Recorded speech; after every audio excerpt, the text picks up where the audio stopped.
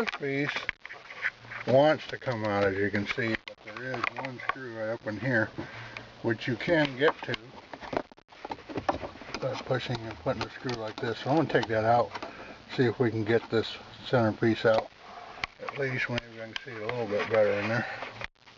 So we're just about ready to move this thing out. I moved the rubber booty out of here and almost got this out, but as you can see, there's a stupid screw right here and another one right here. Well, that's what was holding that baby in.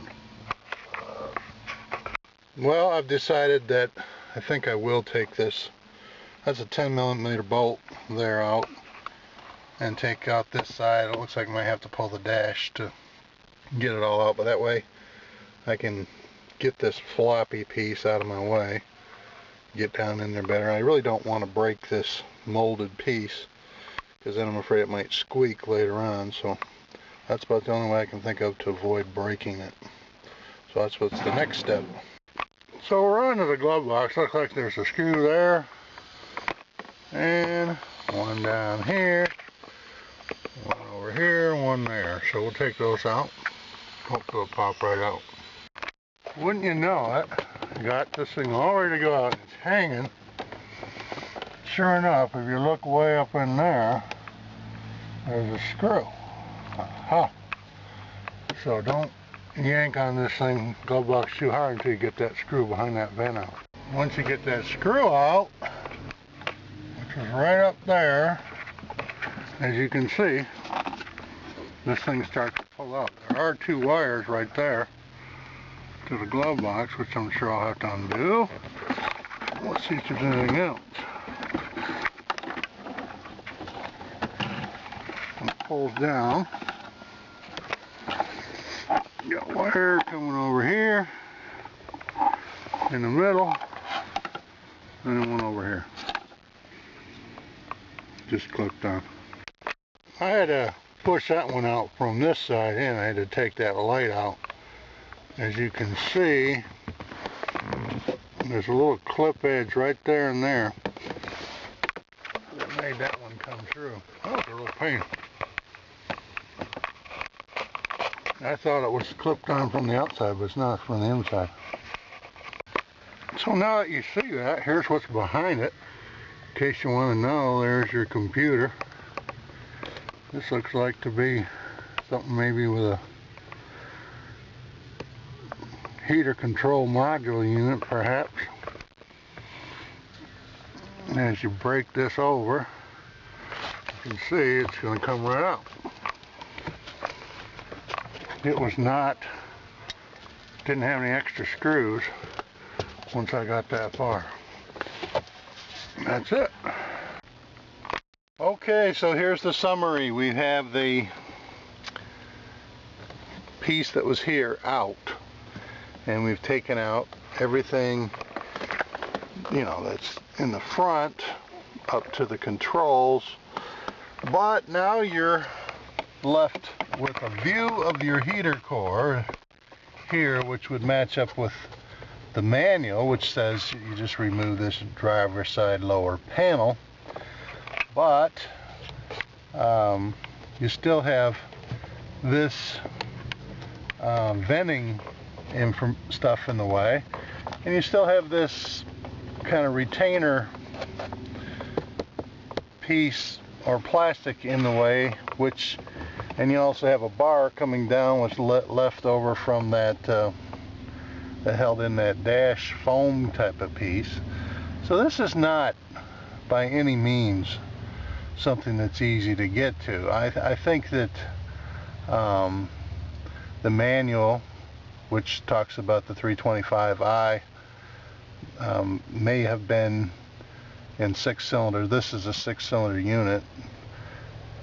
May have, you know, given me a overly optimistic view.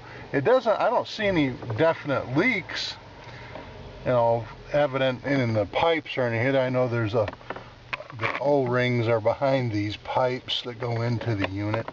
So, you know, it could be that, you know, I have some smell coming in from the head gasket and coming through the filter. That's possible. I'm going to check that out. But I think in order to get to that unit, because you see, even if you take this unit out, you've got a housing that's all part of this ducting system. This doesn't want to come out very easily, so this would still track way up underneath the dash. There's a screw here, there's a screw here, there's a couple on the other side, but you can't get to this one very well. It's a star type of arrangement. So now you're coming over here and you're thinking, well, maybe it's better to take the dash, the top dash, off. I don't know, but I think that in order to really get into it, you probably end up in this model with the controls that spin like this, possibly having to take out the full dash, and that's not going to be fun.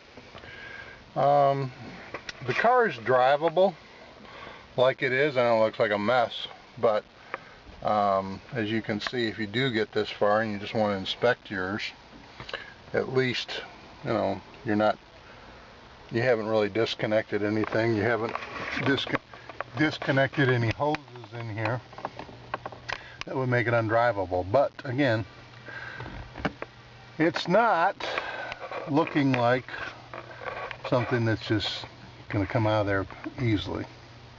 Now, I'm going to have to check with the dealer and see whether or not they know something more about getting it out of here. If it involves taking out the upper dash, maybe if you took out the upper dash, perhaps by taking this out you could come at it from the top side down. I don't know. Yet to be seen. Well, after much more research on the E36 and removal of the heater core, what I found was that you basically have to take off the steering wheel, the airbag, the dash, the radio, this, so that you can pull this thing up the top. And you can see why. I mean, this is the case that it's surrounded in. There's really no way to get down in here.